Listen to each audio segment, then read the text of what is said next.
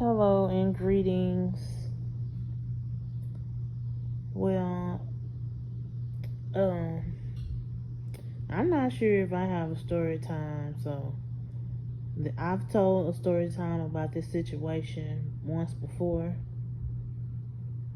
and somebody who always watches my channel got in their feelings and told me to delete the story time.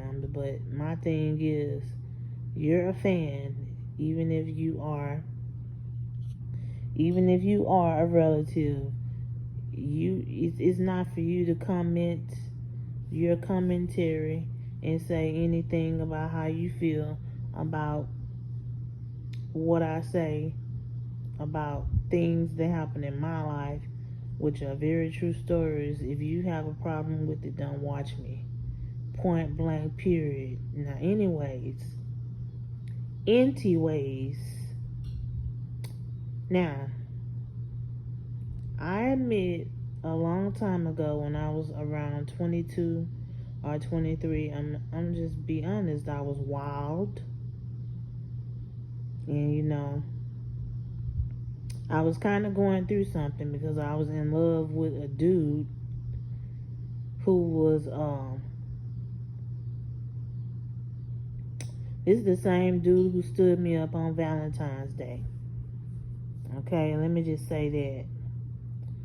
So I was in love with a dude, and which was, so he was supposed to be my boyfriend, but I'm just gonna say for about 2 or 3 months he had stopped coming around. So I'm gonna say it was a guy who was friends with my dad, and he and I got close. We got very close. Um,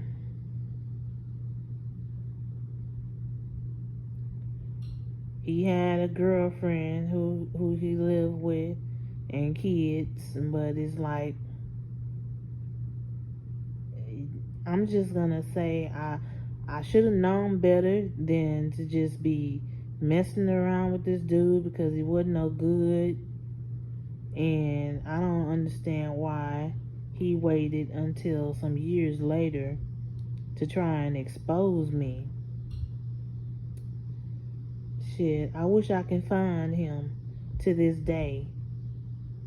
And I would, even if I have to look on Facebook and look him up and give him a piece of my mind. Because I'm like, how dare you try to expose me? You sitting up here friends with my dad at the time.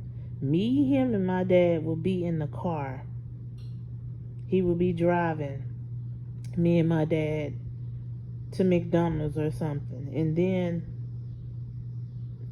when he's bagging out the car, he would put his hand to the back of the back seat where I'm sitting at and put his hand on my thigh while he's backing out the car.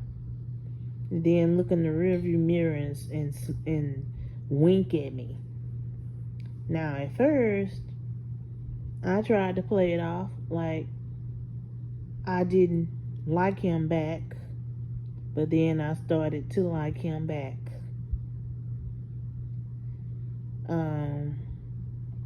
Back in the day, I used to go shopping a lot. I used to just go walking, and I would see him driving around, and he would offer me a ride. Sometimes I would turn the rides down, and sometimes I let him give me a ride. But yeah, so let me just get to the nitty gritty of the story. One day, my dad found out, and my dad is from Opelousas, Louisiana, when he was living. That's his hometown. And I know that he knew some voodoo, which is why I asked him to teach me, and he never did. I couldn't understand why he didn't, because he definitely used it on me and my family. But okay, that's another story time for another day. Putting salt on his clothes and everything, like he felt like somebody was doing some kind of hoodoo on him or whatever. But I think my dad used his voodoo intuition at the time. He I had been gone. Okay, my mom and my sisters used to always go. My mom and my sisters and my grandma used to always be gone riding or gone out to eat and just gone shopping. I never did like the ride. I liked to do my own thing. I was very much an introvert, so I never did like to just tag along with the family, you know.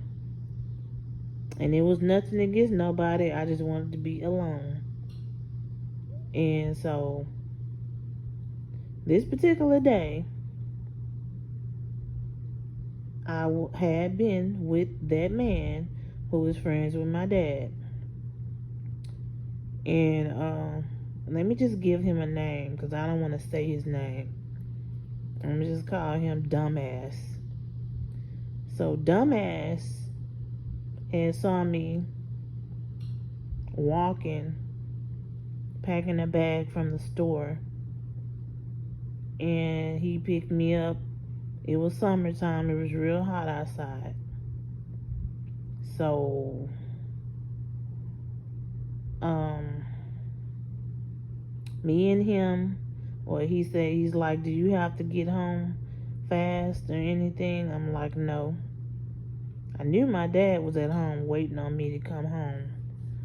But me and that guy who was his friend had went and got a room and hooked up and did what we did.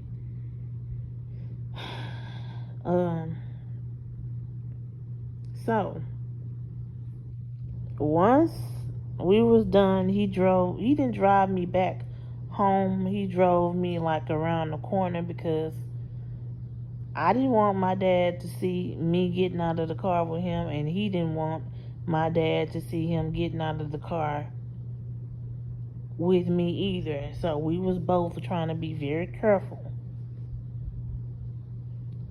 So I'm walking in the house, and I'm trying not to make it obvious. And my dad used to always tell me when I go to the store to get him these chips he used to love. These Fritos, chili cheese Fritos. I still eat those to this day. He used to always tell me to get that for him. So I came back and I showed him the chips, the grab bag of chili cheese Fritos that I bought him, and some more stuff I bought from the store. First thing out of my dad's mouth, he said, "Where the hell you been?" First off, I was afraid to say anything. But then finally I spoke. I said, "I've been out. You know I went to the store." He's like, "No, you didn't just go to the store." He's like, "I know you've been with that man. And me and him are friends, and he had the audacity to smile in my face, and he's messing around with you." I'm like, "We're not messing around, we're just friends." I'm like, and he was like, "Whatever it is you call it is wrong, because he's my friend and he's not supposed to be doing anything with you." And then he's like, "And he has a girlfriend." And my dad was like, you wasn't raised like that. So why are you messing around with someone who's involved with someone? I couldn't answer. I couldn't say nothing. But he's like, and like, this dude is not the only dude that was friends with my dad who tried to like get at me. A lot of my dad's friends tried to get at me. A lot of them. But yeah, so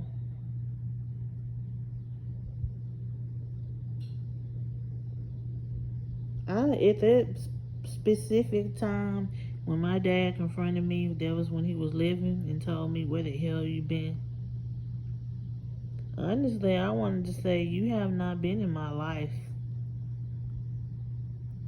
that long. All I know is that you was in my life when I was born, and then from what my mom told me, and I know it's very true, you was cheating on her, and you used to slap her a lot, so she left you. And I'm like, you cannot talk to me that way, because I wanted to tell him, you have not been in my life that much to be sitting up here checking me the way that you checking me. I don't appreciate the way you talking to me. But I didn't say anything. I told my dad, I know what I'm doing is wrong, but at the same time, I'm grown. I'm grown. And I'm not a kid anymore. But my dad was like, well, he's the wrong man for you to be trying to go after. You're so beautiful. There's a lot of guys that like you. Why are you choosing him? I'm like, I'm not choosing him. He's just a friend. Even though I knew what I had done with him. But for some reason, my dad, he just knew that I was doing something wrong. I'd been gone. I was only supposed to be gone 30 minutes to the corner store. And then it took me a whole hour and a half to get back to the house. So, like I said, my dad used his voodoo intuition to like figure out why I took so long to come back. He was mad as hell too, but he calmed himself down talking to me, and he's like, you ain't supposed to be messing around with him, and I'm gonna have some words with him too, because I don't like what's going on. So I just went, gave him them chili cheese Fritos, and I went to my room, and I was upset that day. But it wasn't like my dad wasn't telling the truth. He was telling the truth, but my mind was complete. I was a completely different person at 23 than I am to this day. I still feel the same way. Like, I was young, but somebody telling me what I did was wrong, I still feel the same way. I do what I want to do. I don't care. But at the same time, back then, I really didn't give a shit. I always did what I wanted to do. There was another friend of my dad's who I was like kind of sneaking around with, and he didn't find out about that situation. But